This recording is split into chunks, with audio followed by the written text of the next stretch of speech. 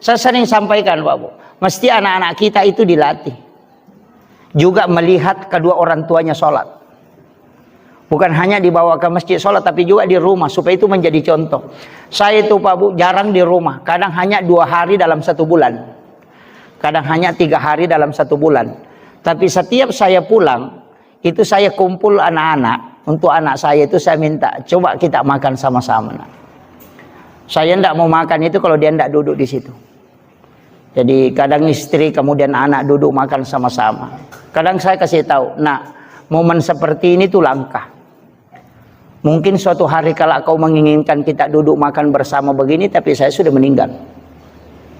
Maka jadikan ini sebagai momen yang istimewa untuk makan bersama dengan orang tua. Dan ini yang mulai hilang Pak. Ini yang mulai hilang. Kadang-kala kita anaknya makan di depan TV, suaminya makan di kursi, istrinya di dapur. Kan gitu. Padahal salah satu kunci keberkahan itu adalah makan bersama dengan keluarga. Orang tua kita dulu kan begitu, nah, panggil anaknya, panggil cucunya, kumpul semua baru makan. Sekarang kan tidak. Nah, itu tercabut berkah itu. Itu makanya kembalikan itu Pak Bu.